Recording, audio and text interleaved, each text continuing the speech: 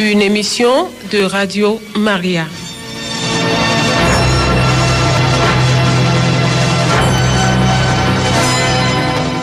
La littérature au cœur de l'émission, au point de vue de cet après-midi, auditeurs, auditrices de Radio Maria Togo, nous recevons pour vous mademoiselle Immaculée Natacha Agbandi, auteur de l'œuvre « Il n'y aura plus de pleurs, il n'y aura plus de larmes ». Anissé Apedino à la console technique, Jean-Martin Amekouva à la présentation. Bienvenue à toutes et à tous.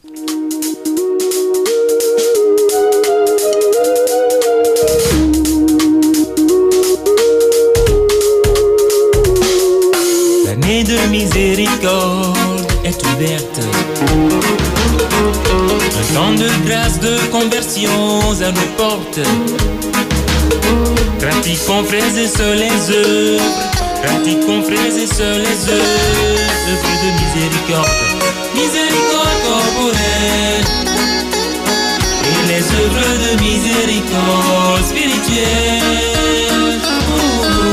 Miséricorde, miséricorde corporelle et les œuvres de miséricorde spirituelle.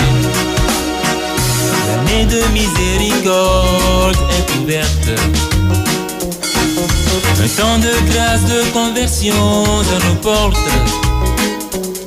Pratiquons frères et sœurs les œuvres.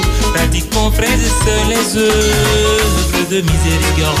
Miséricorde corporelle et les œuvres de miséricorde spirituelle.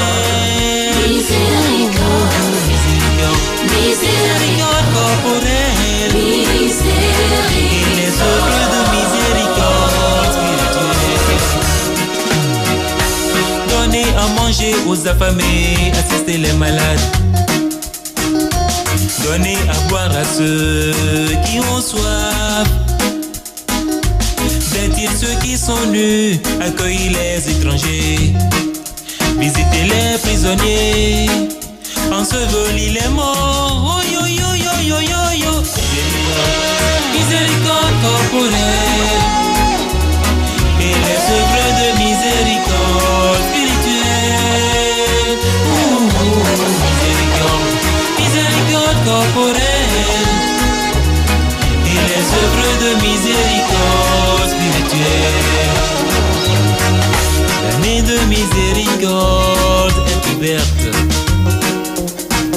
Un temps de grâce, de conversion à nos portes. Pratiquons frères et sœurs les œuvres. Pratiquons frères et sœurs les œuvres de miséricorde. Miséricorde corporelle et les œuvres de miséricorde spirituelle. Miséricorde. Vous aurez reconnu certainement cette voix, ça porte les griffes de Adolphe Johnson. L'année de miséricorde est ouverte, temps de conversion et de grâce. C'est ce bel morceau qui nous introduit dans votre émission. Point de vue de cet après-midi, je le disais dans l'introduction, nous sommes avec mademoiselle Immaculée Natacha Agbandi. Elle est auteure de l'œuvre « Il n'y aura plus de pleurs, il n'y aura plus de larmes ». Immaculée, loué soit Jésus-Christ. À jamais, mon frère. Merci d'être dans nos murs cet après-midi pour partager un peu le contenu de ce beau livre que vous avez mis déjà depuis quelque temps sur le marché. Donc, bienvenue alors. Merci. Comment vous vous portez? Je me porte très bien. Bien. Vous n'êtes pas à votre premier essai. Vous avez déjà publié Clé de mon âme, qui est un recueil de poèmes, et Sacré Secret. N'est-ce pas? Oui. Okay. Bien. Les auditeurs, avant toute chose, veulent bien connaître qui est Immaculée Natacha Agbandi. Okay, merci beaucoup. Comme déjà dit, je suis Natacha Agbandi, je suis laïque. Alors, je suis catholique, je suis membre du groupe de prière du renouveau charismatique Bon Berger de Vakposito. En vous voyant, vous êtes comparativement très jeune, 93, très jeune pour se lancer dans la littérature. Comment êtes-vous quand même arrivé à cette littérature et à déjà avoir sur le marché 3 œuvres? Merci pour cette question.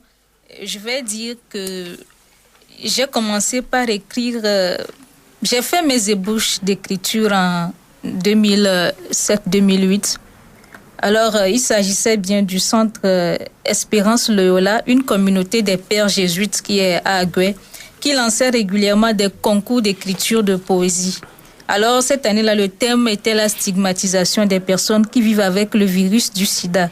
Alors, j'ai écrit, c'était un concours interscolaire qui rassemblait tous les établissements scolaires de Lomé.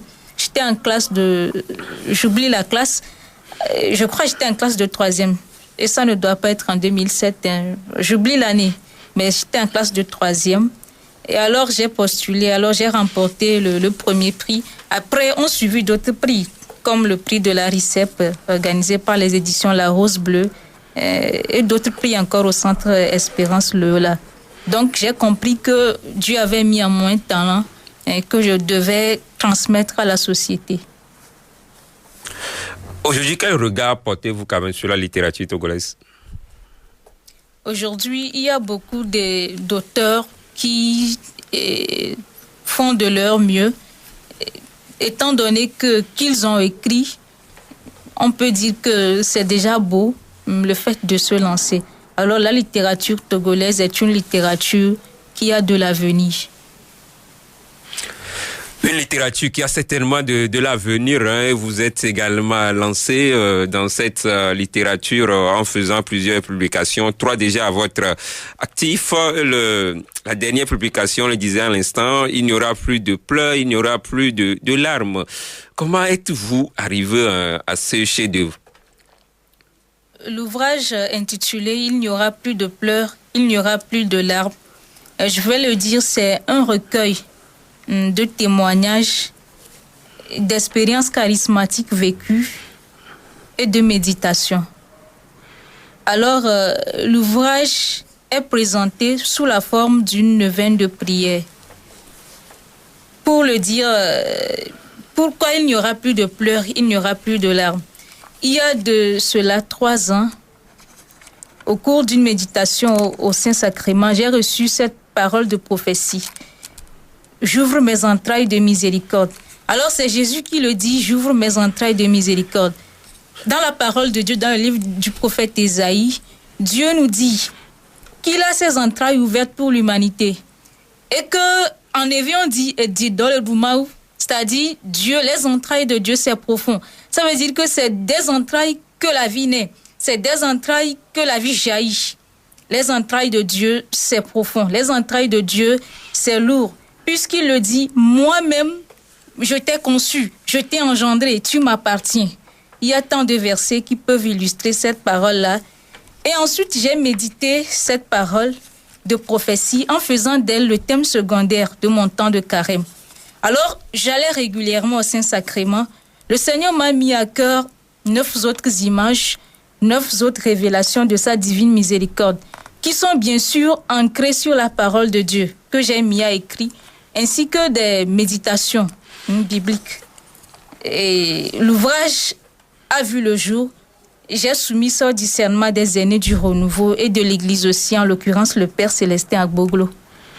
Et donc, il n'y aura plus de pleurs, il n'y aura plus de larmes. On le retrouve dans Apocalypse chapitre 7, versets 16 à 17, qui était bien sûr le thème le texte de la deuxième lecture de ce dimanche.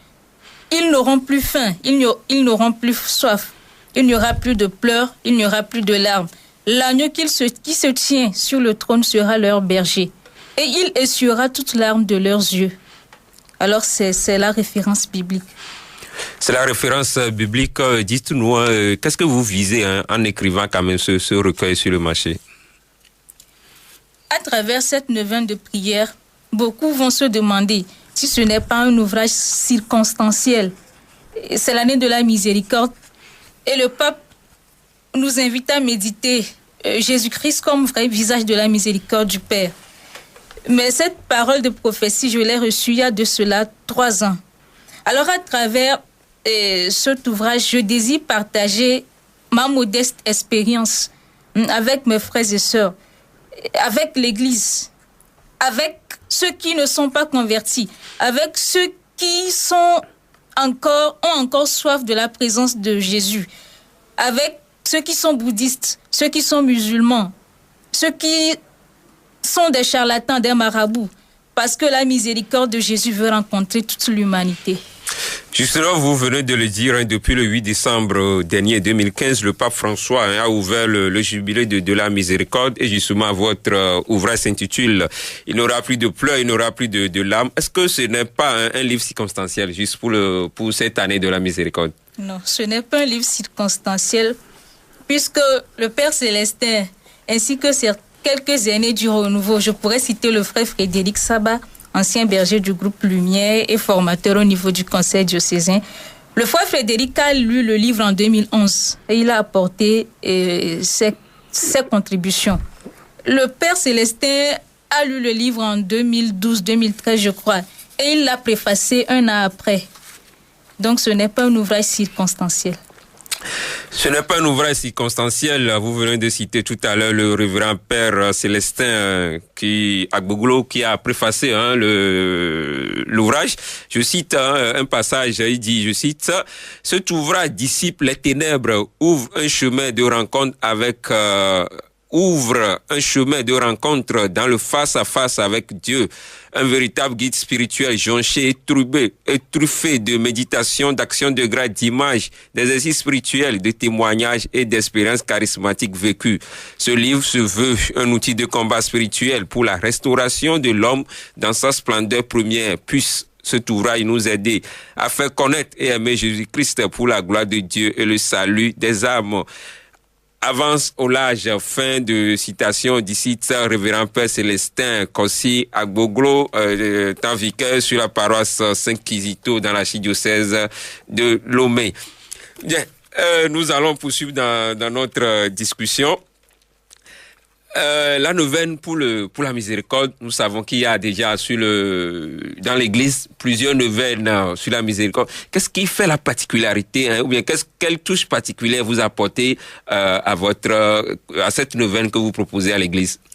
Parlant de la particularité de la neuvaine, je vais dire que je ne suis pas venue abolir la loi et les prophètes, mais je désire simplement apporter ma contribution. Cette neuvaine ne supprime pas la neuvaine à la divine miséricorde que le Christ a dictée à la Sainte Faustine du Très Saint Sacrement. Cette neuvaine ne vient pas aussi la compléter. Ne vient pas la compléter. Mais cette neuvaine demeure un partage de mon expérience personnelle avec l'Église, personnelle, de mon parcours personnel.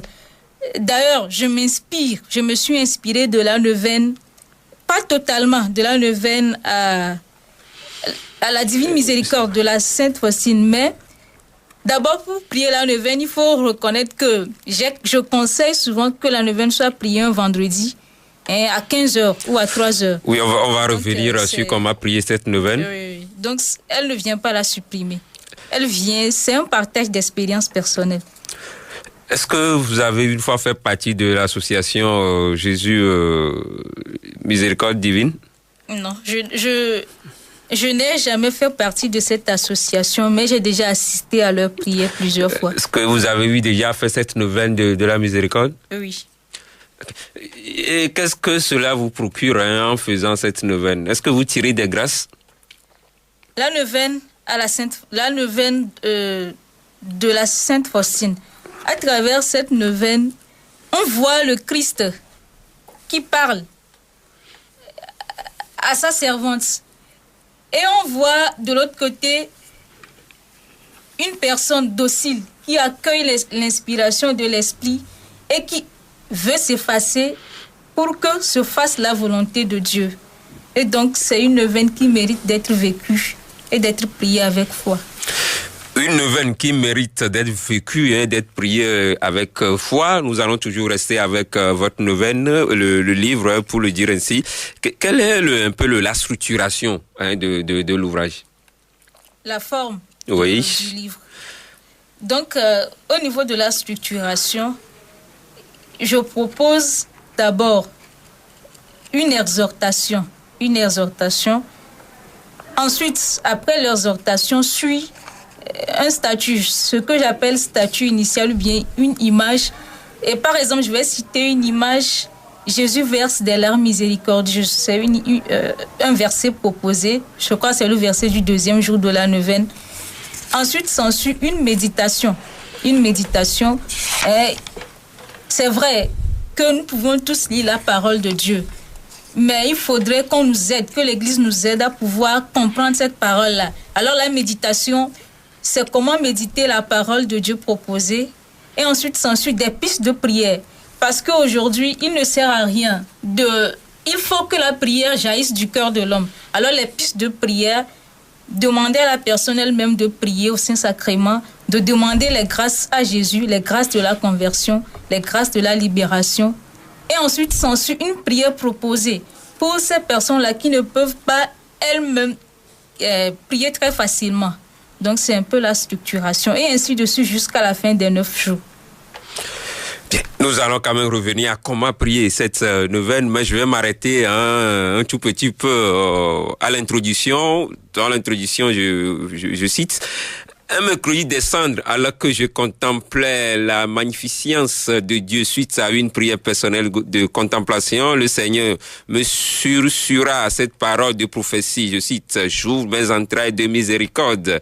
Après réception de cette parole, je me suis senti plus que comblé. Je voyais une fois encore le Seigneur qui m'offrait sa paix et son pardon. J'ai retrouvé une profonde quiétude intérieure. Par conséquent, je me suis fixé pour objectif de méditer cette prophétie et de faire d'elle un thème secondaire de mon temps de carême, en gardant pour principal celui proposé par l'Église. Ensuite, en plein recueillement et en présence de Jésus Eucharistie, en méditant cette prophétie, j'ai reçu 9 inspirations principaux statuts de l'amour miséricordieux du Christ et l'invitation du Seigneur de les partager.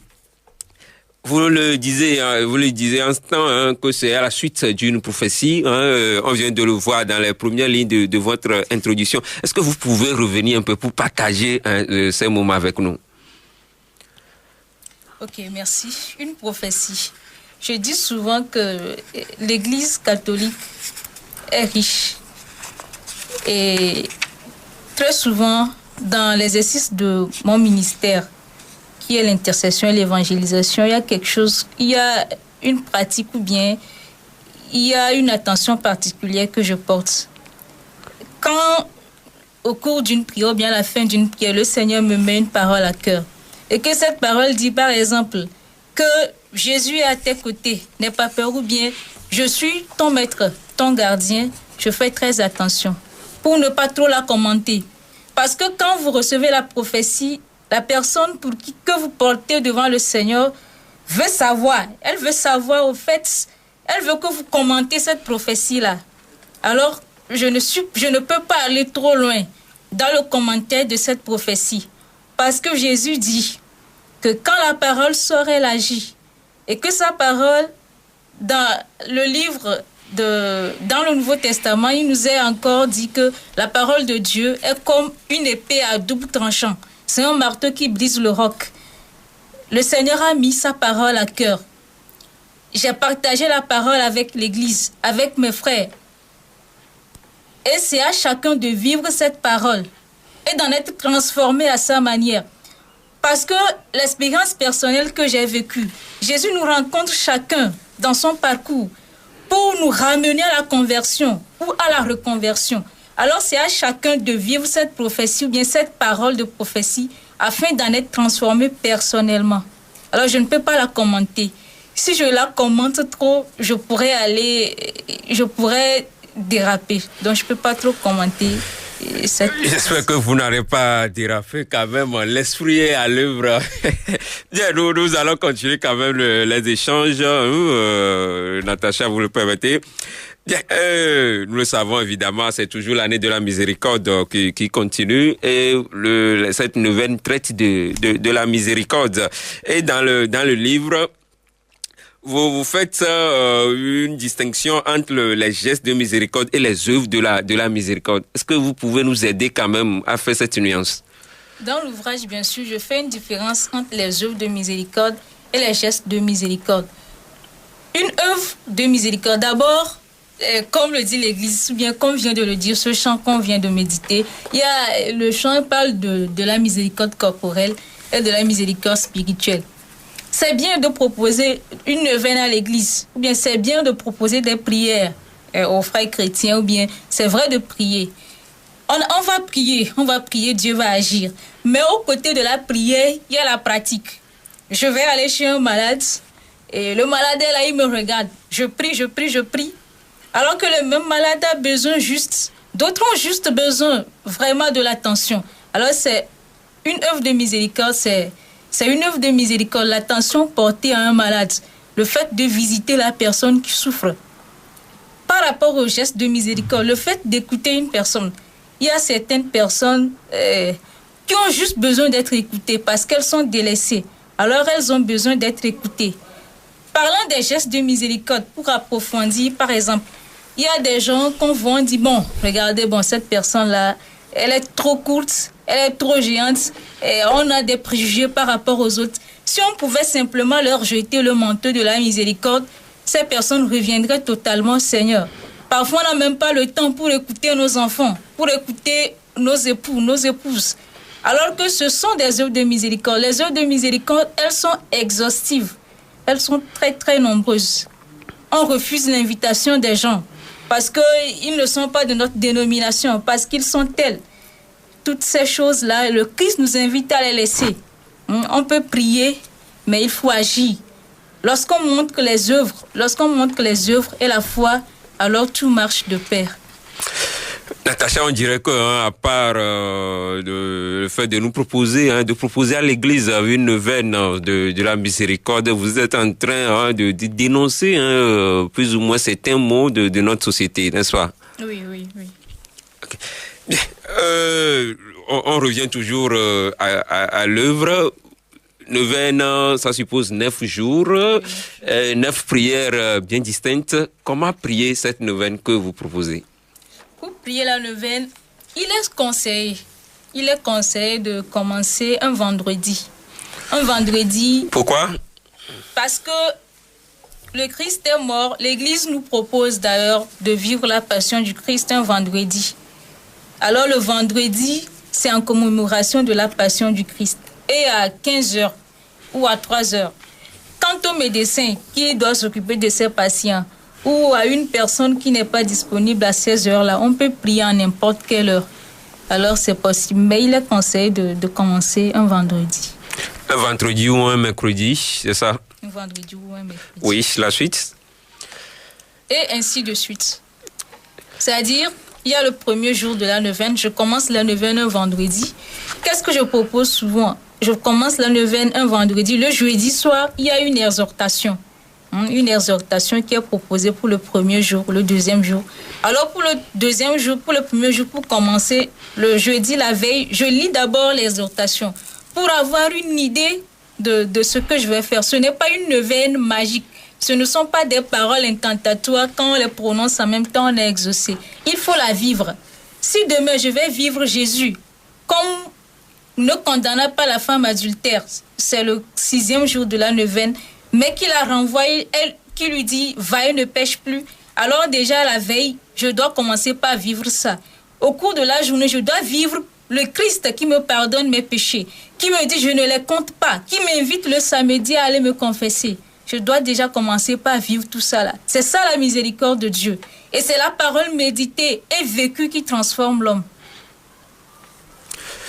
Bien, donc, si on comprend bien, chaque jour avec sa prière. Oui. Chaque jour a sa prière. Chaque jour a son texte à méditer. Maintenant, qui peut prier cette neuvaine? Tout le monde peut prier avec cette neuvaine de prière, avec foi. Des personnes qui ne sont pas de la dénomination catholique ont déjà eu à prier cette neuvaine. En l'occurrence, une dame musulmane qui en a tiré d'abondantes grâces par la foi. Je peux dire que cette dame-là actuellement, qui était séparée de son mari depuis un certain temps, actuellement le mari est revenu. Alors elle me dit qu'elle a fait un second constat. C'est qu'elle devait subir une opération chirurgicale. Et elle allait se faire consulter chez le médecin. Alors c'est qu'au cours de la neuvaine, le mal a disparu. Je lui ai dit de retourner faire les analyses. Le mal avait vraiment disparu.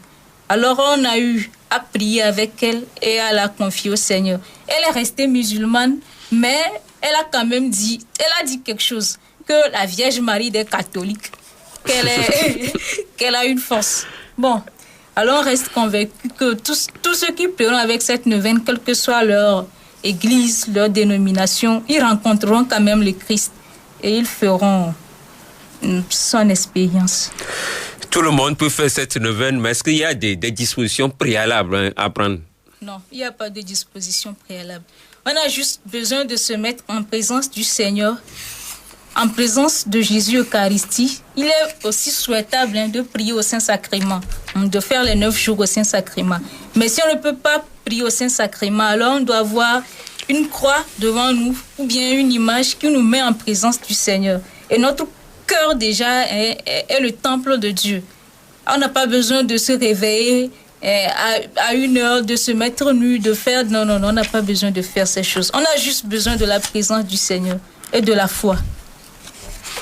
Est-ce que cette prière peut se faire collectivement, en famille, en groupe, ou bien c'est individuel? Elle peut se faire collectivement, en groupe et individuellement.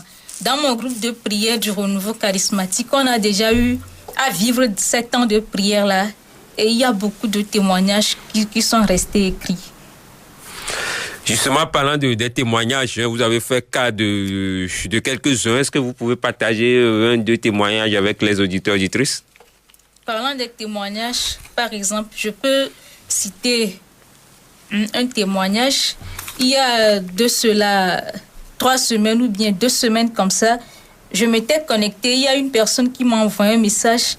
Je ne connaissais pas la personne, mais je lui ai demandé ce qu'elle cherchait. Elle dit qu'elle veut un exemplaire de la neuvaine.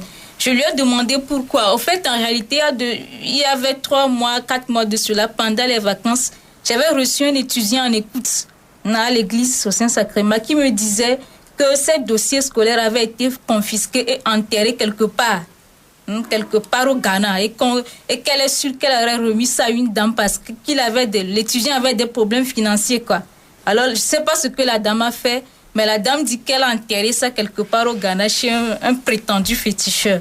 Alors, elle me dit que la dame lui dit qu'en prenant ces dossiers, le féticheur pouvait faire des choses pour qu'il excelle et qu'il trouve l'argent. Alors, le jeune homme me dit non, que finalement, juste après les prières qu'on a eu à faire ensemble, la dame lui a ramené ses dossiers. Alors qu'il voulait me dire merci. Alors, je lui ai dit tout simplement de demander une messe pour rendre grâce au Seigneur. Le témoignage d'une dame aussi, qui a actuellement un garçon de 3 ans. La dame est guérie d'un fibrome dont elle souffrait. Il y a beaucoup de témoignages qui sont cités dans l'ouvrage. Beaucoup de témoignages cités dans ce recueil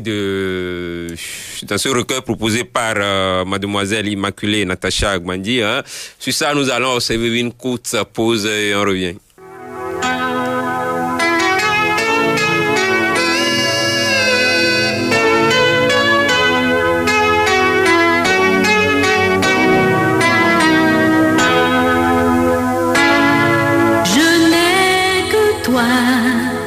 Que toi dans le ciel, je ne désire rien d'autre que toi sur la terre.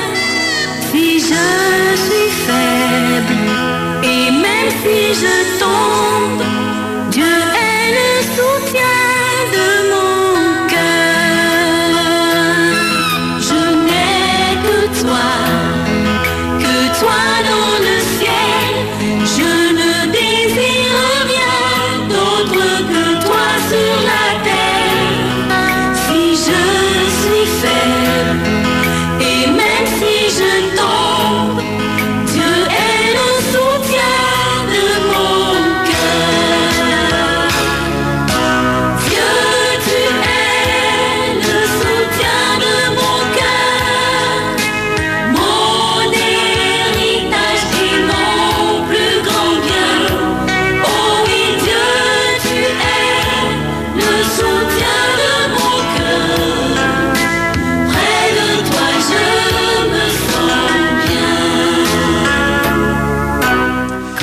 Dieu, tu es le soutien de mon cœur. Si vous venez de nous rejoindre, vous êtes bien dans votre émission Point de vue où nous sommes avec mademoiselle Immaculée Natacha Gbandi, qui vient de mettre son 3e opus sur le marché. Il n'y aura plus de pleurs, il n'y aura plus de larmes. Un recueil de nouvelles sur la miséricorde.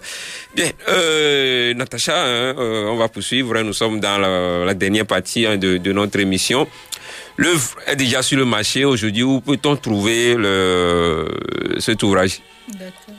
Bon, l'ouvrage peut être trouvé ici à Radio Maria, au secrétariat de Radio Maria Togo et à Avedi. La paroisse, à la paroisse. La paroisse d'Avedi, oui. De la paroisse. Au secrétariat des paroisses suivantes, à Avedi, à Avem, c'est à Kové. Sainte-Madeleine de Canossa à Kové. Oui. C'est non loin des sœurs canoussiennes. C'est au centre d'animation missionnaire où il y a une maison de retraite à Kakaveli. Donc c'est à Aguassié, là c'est chez la sœur Faustine. Il y a une sœur qui vend les objets de piété, elle s'appelle Faustine. Et donc pour les autres points aussi on verra comment rentrer en contact avec nos pasteurs pour que les ouvrages puissent être disponibles. Ben, on espère que vous aurez, il faut batailler un peu pour que l'ouvrage soit accessible et disponible dans tous les coins de Lomé, à l'intérieur du pays, parce que ceux qui sont aussi à l'intérieur du pays ont besoin d'avoir ces documents, ces ouvrages, mais bon, les auteurs préfèrent seulement la capitale et oublient l'intérieur du pays. Donc nous espérons que d'ici là, toutes les dispositions seront prises, parce qu'il y a aussi des librairies à l'intérieur du pays. Vous pouvez prendre attache avec eux pour que l'ouvrage soit disponible à tout le monde, n'est-ce pas? Okay. J'espère que c'est promis. C'est en cours. Les démarches sont en cours. Les démarches sont... Ce sera fait aussi. Okay. C'est vrai que ce n'est pas facile de décrire. Est-ce que vous pouvez partager un peu les difficultés que vous avez rencontrées en faisant ce travail? Quant aux difficultés rencontrées, je dis merci au Seigneur Jésus qui s'est donné au bon moment. Alors, comment est-ce que l'ouvrage est paru? Je vais dire que c'est un livre qui fait 120 pages et les travaux d'édition coûtent très cher. Pour éditer un livre, ça coûte vraiment cher. Il faudrait l'éditer en stock pour que ça soit suffisant. Alors, pour que la neuvaine soit sur le marché, c'est par la grâce de Dieu, l'ouvrage était écrit. Si on parle de la miséricorde, mais il faut prier. Si Jésus veut que l'évangile de sa miséricorde soit propagé, il donne les moyens.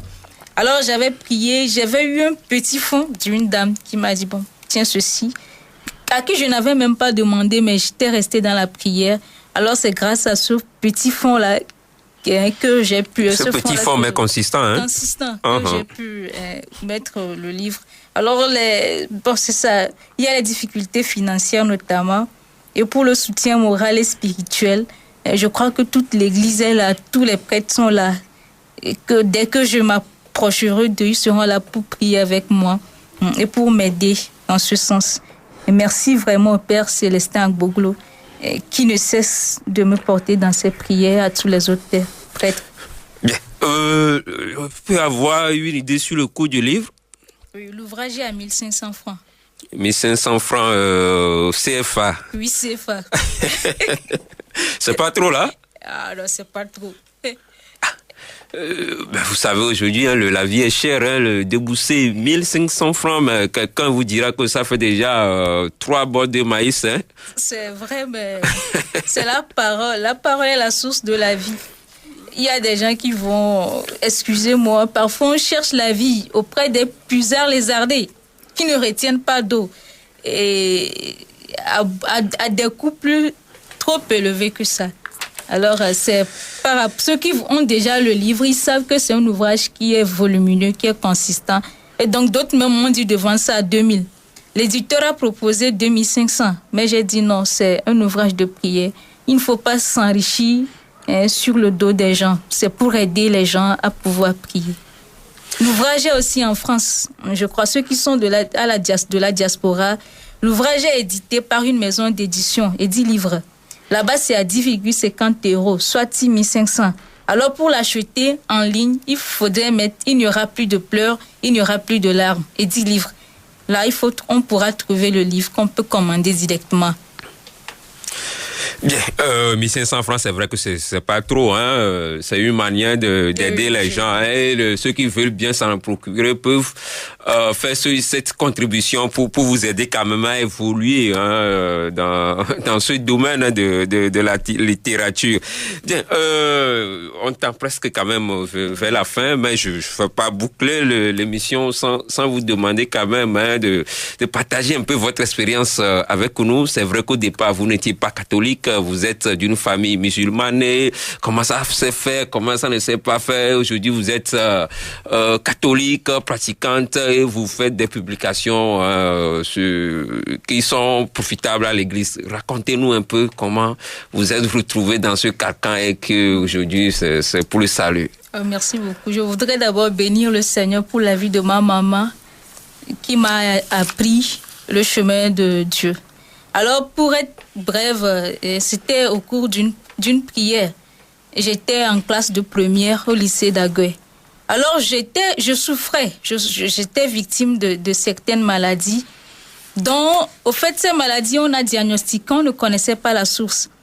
Alors, très régulièrement, je prenais des produits, alors que mes frères qui étaient plus âgés que moi étaient très bien, ils ne souffraient pas. Mais, c'est-à-dire, à une certaine date du mois, à un certain moment, je tombe toujours malade. Alors, les frères du renouveau priaient, c'était avec le frère Moïse Betigo, ils priaient dans les établissements. Moi, j'étais allée comme ça, m'asseoir dans une salle de classe avec eux. Ils étaient en train de prier. Alors, à la fin de la prière, un inconnu, je mets inconnu entre griffes, un frère que je ne connaissais pas, a donné une parole de connaissance en disant qu'il y a une sœur au milieu, il y a une sœur ici, qui a tel âge, tel. Et il a décrit le problème que j'avais. Alors, je suis un peu sceptique. Je lui ai dit qu'il doit me prouver la façon dont il a fait pour savoir que j'ai tel problème. À la fin, je lui ai dit ça. Et il m'a dit que c'est le Saint-Esprit qui lui a révélé ça. Je lui ai demandé si le Saint-Esprit qui lui a révélé ça peut me révéler ça à moi aussi ou bien peut vraiment me guérir. Alors, si son Saint-Esprit arrivait à me guérir, je vais comprendre. Alors, il m'a demandé d'accueillir Jésus comme Seigneur. Moi, je lui ai dit non, Jésus n'est pas Seigneur de ma vie. Alors, il y a toute une équipe qui m'a accompagnée dans ce processus de conversion-là vers ma libération. Et qui n'a pas aussi été facile que ça, je vais dire, parce que les frères, certaines personnes peuvent témoigner. Mais après, j'ai reçu les sacrements de l'Église. La confirmation, je me rappelle dans quelles conditions je l'ai reçue. Spirituellement, quelles sont je ne vais pas dire les attaques ou bien les retombées que j'ai eues le jour même de la confirmation. J'étais seule. Mais les parents étaient là, Jésus était là. Et c'est comme ça, après, j'ai fait l'expérience de l'effusion, en passant par un processus de délivrance qui était louable, qui était merveilleux pour Jésus. Jésus est vivant, c'est ce que je peux dire. Les frères qui m'ont accompagné peuvent dire que Jésus est vivant. Il m'a sorti de la mort, il m'a amené à sa lumière. Et je crois que les frères sont toujours là, toute l'Église est encore là pour m'accompagner. Jésus est vivant, immaculé, en est un exemple palpable, hein, parce que c'est émouvant, son histoire, et j'espère que ça va édifier plus d'un là où ils sont présentement. Bien, aujourd'hui, déjà trois ouvrages sur le marché, vos perspectives? En quelle perspective? Oui, vos projets d'avenir. Est-ce que vous comptez incessamment faire d'autres publications ou bien vous dites, bon, ça suffit déjà, bon, j'arrête tout et je me repose? Oui, j'ai envie de faire d'autres publications. Par rapport aux publications, aux publications littéraires, ça va venir. Par rapport aux publications religieuses, j'ai un ouvrage en cours d'édition, une neuvaine de prière, et que j'ai soumis toujours à l'Église. Je salue mon Seigneur l'archevêque, je salue tous les prêtres aussi qui sont à l'écoute. Alors je crois que si c'est le Saint-Esprit, parce qu'il faut toujours attendre pour ne pas se tromper. Si c'est le Seigneur qui le veut, ce sera fait. Est-ce que vous avez un mot particulier à l'endroit de certaines personnes pour clore cette émission? D'accord, je remercie le révérend Père Célestin Agboglo, Kossi Diponoussen. Je remercie le Père Aladé Jean-Baptiste et le Père Jean-Baptiste Sandama, le Père Abel Guéli. Et je remercie le curé de la paroisse de Tochi et d'Avenou m'avait dit aussi, qui ont accepté que je puisse mettre les ouvrages à leur secrétariat, le père curé de Corée aussi. Merci à Monseigneur l'archevêque, merci et à tous les prêtres, à tous les religieux et religieuses. Merci au frère Georges Aronor, à mon berger. Merci au frère Frédéric Sabat. Et merci à tout le monde. Je ne peux pas tous citer tout le monde quand même. Merci à tous.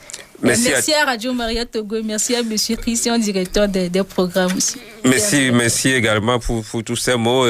Si vous avez un mot particulier à l'endroit de la jeunesse, de la jeunesse en général, qu'est-ce que vous leur direz? Ce que je peux dire aux jeunes, c'est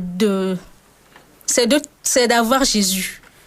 Un parent peut assurer son enfant, faire une assurance vie à son enfant. Mais lorsque le parent n'a pas donné le Christ à son enfant, il n'a rien donné. Alors, je vais le dire, Jésus est la source de toute vie. Les jeunes doivent apprendre à vivre dans le Seigneur parce qu'il a été dit, en ce jour, aujourd'hui, moi, Dieu, je répands mon esprit sur toute chair. Vos fils et vos filles prophétiseront, vos jeunes gens auront des visions. Alors que les jeunes sachent que Jésus est la source de la vie. Lorsqu'on bâtit, une jeunesse bâtie sur Jésus ne peut pas chavirer. Merci beaucoup. Une jeunesse bâtie sur le Christ, qui bâtit sa vie sur le roc, ne peut jamais chavirer. Merci Immaculée. Nous allons clôturer l'émission en toute beauté avec une prière que vous voulez bien nous proposer. Alors merci. Aujourd'hui, le Christ est là. Alors, ma sœur, mon frère, là où tu es, regarde déjà le Christ qui est à tes côtés. Et l'eau et le sang qui ont jailli de son côté transpercé comme source de vie pour toi sont en train de te toucher. Jésus est là à tes côtés, il n'est pas loin de toi. Et c'est sur toi qu'il pose son regard de miséricorde. Il te dit maintenant qu'il te pardonne tes péchés. Tous les péchés de ta vie, tous les péchés qui sont restés dans ta conscience, il te les pardonne. Alors il te demande de te relever. Il te demande de le regarder. Et il verse pour toi ses larmes de miséricorde. Peut-être tu n'as jamais été aimé, tu as été rejeté, ou bien tu traverses une situation aujourd'hui qui ne te permet pas de vivre ta situation personnelle avec le Christ. Mais regarde-le, il est à tes côtés pour te guérir. Seigneur Esprit Saint, je te dis merci pour ces personnes que tu es en train de toucher. Parce que je vois une foule immense qui tend la main pour puiser de l'eau à la source de la vie. Je vois une dame en ce moment, Seigneur, qui est sur son lit d'hôpital. Alors ça fait de cela banalement 3 ans qu'elle est alitée. Alors Jésus, en ce moment, elle est dans une clinique. Tu es en train de la toucher. Ça ne va pas durer. Elle va faire recours à un prêtre pour qu'on puisse prier avec elle. Et à travers ces prières, elle sera restaurée. Seigneur, je te dis merci encore pour ces 3 jeunes gens qui sont en train de nous suivre. Ces personnes ont fait l'expérience du baptême, mais depuis un certain temps, ont quitté l'église. Tu les appelles à ton amour. Jésus, merci. Merci de continuer par guérir. Jésus, j'ai confiance en toi. Jésus, j'ai confiance en toi. Merci pour cette intercession. Tout est dit. Il n'aura plus de pleurs, il n'aura plus de larmes. L'œuvre écrit par mademoiselle Immaculée Natacha Agbandi, qui était au cœur de cette émission. Point de vue de cet après-midi, Immaculée, une fois encore, merci. Beaucoup de courage dans cet univers de la littérature. Les auditeurs, auditrices, vous aurez tout compris. Exhortation à tous, dirigez-vous vers les églises, les paroisses, les librairies pour vous procurer de cet ouvrage très intéressant qui propose une nouvelle sur la miséricorde. Vous n'allez pas regretter de choisir, de faire ce choix en faisant cette nouvelle pour l'Église et pour vous-même. C'est fini pour l'émission de cet après-midi. Auditeurs, auditrices, rendez-vous sur la semaine prochaine si tout se passe bien. Du côté de la baie vitrée, c'était Anissé relayé. Entre-temps, je suis Jean Martin avec vous. Merci à toutes et à tous. Bonne suite d'émission sur Radio Maria Togo. Venez, inclinez-vous, prosternez-vous, adorons le Seigneur qui nous a fait. Oui, il est notre Dieu.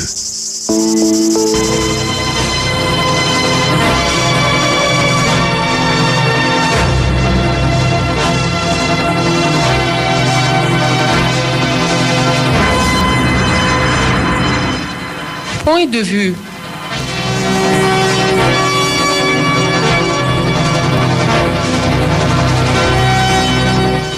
Point de vue au partage du savoir.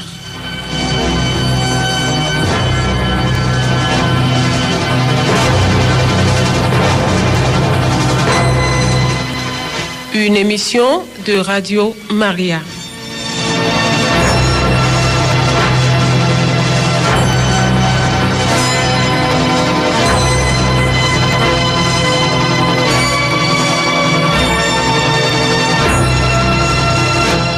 Radio Maria, la voix de Dieu dans vos cœurs et dans vos foyers.